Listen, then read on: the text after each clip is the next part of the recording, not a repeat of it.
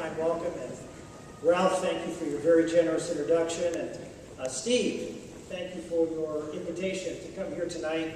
I've given two talks in Des Moines in the last 6 months, and they've been both here. So this must be the place to reach out to the folks in Iowa.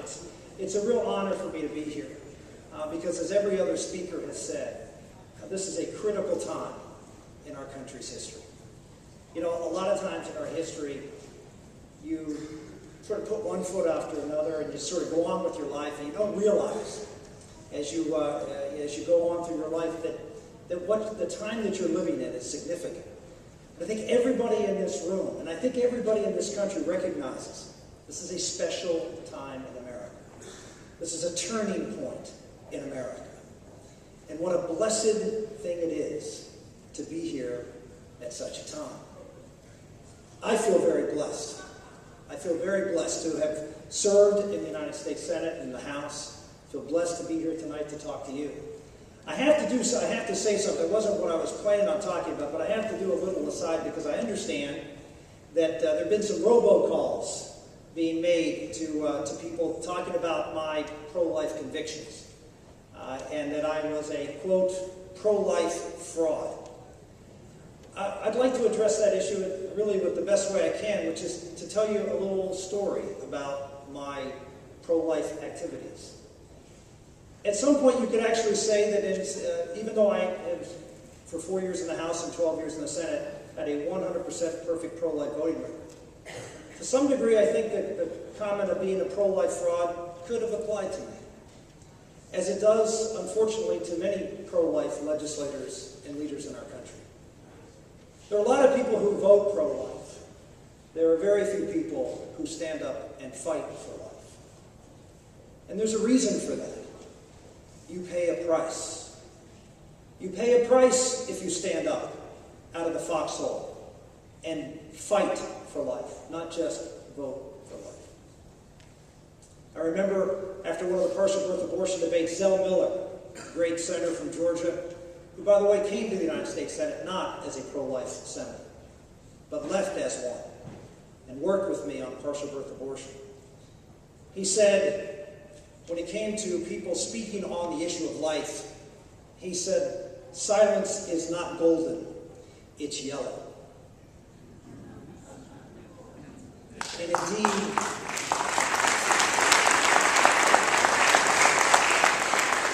I went through that myself.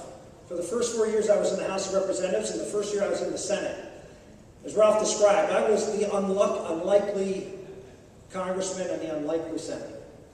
I won a race. I was outspent 4-1 in a Democratic district that was 60% Democrat, and our candidate for governor, who was the only other person on the ballot in my district, got 31%.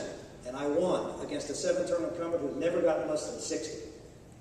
Now, some people would consider that a miracle. And then I won again in a redistrict. They blew my district apart. I redistricted in '92. I ran against a 20-year incumbent, won again. And then I decided to take on an incumbent senator, as Ralph described. But during that time I was running. I was a busy man. I was an ambitious man. I was a pro-lifer. But I dared not talk about it. I never said the word abortion on the floor of the House of Representatives, not once in the 4 years I was there. And in the first year I was in the United States Senate, I felt the same way. There's one thing about representing a state like Pennsylvania. It's a tough state. You know, you have to win in a state like that, you got to be very smart politically. I was told over and over again. You got to know what battles you have to pick. And you can only pick certain ones. And don't pick the pro-life issue. Don't pick that issue. And I was content to do that. Vote pro-life, work behind the scenes, try to get some votes. Well, my life changed in 1995. I got elected to the United States Senate, and I stopped being a busy man running for the next thing, trying to reach for the next opportunity. And my wife and I now had 2 children that we began to school at home. We had a third one on the way. And a friend of mine, Don Nicholas from Oklahoma, came up to me one day and he said, "Rick, how would you like to go to a Bible study?" Now, I'd been asked that before, but I was too busy. And so I said, you know, I'll do that. I met a wonderful chaplain of the Senate by the name of Lloyd Olbermann, who was a great spiritual leader. I found a great church with my family, and a wonderful leader of that church who inspired both Karen and I in our faith walk. And as I grew, I recognized the blind spots as a husband, as a father, as a leader. Well, it just so happened in late 1995, there was a bill up on the floor of the United States Senate, authored by a guy named Bob Smith from New Hampshire. It's called the Partial Birth Abortion Ban Act. And I looked at that bill, and I was watching them on television. I said, that can't be true.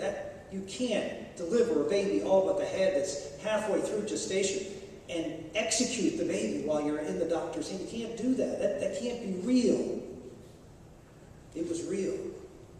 But I didn't have the courage to get up and do anything about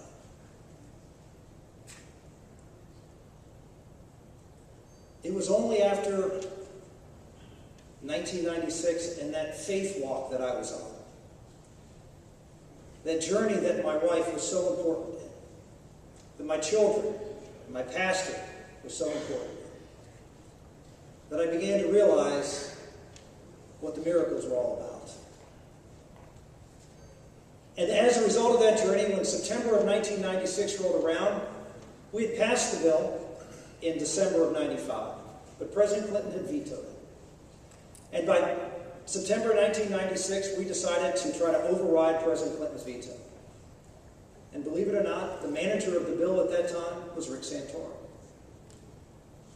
I had not said a coherent sentence in my entire congressional career on the issue of abortion. And there I was, hour after hour, leading this abortion battle. Now, I will tell you some things that happened during that will give you some insight as to the blessing that God will give you if you follow his call. One was Senator Dianne Feinstein, who got up and talked about women. One of the things that the partial birth abortion advocates said, that we had to keep this procedure legal because pregnancies would go awry late in pregnancy. And we'd have to terminate the pregnancy because the baby that the mother was expecting, well, wasn't perfect anymore. And so this option had to be available. And so she said, for example, there were fetal abnormalities that were not easy to spot early on in pregnancies, like brains forming outside the skull or stomachs and intestines outside the body.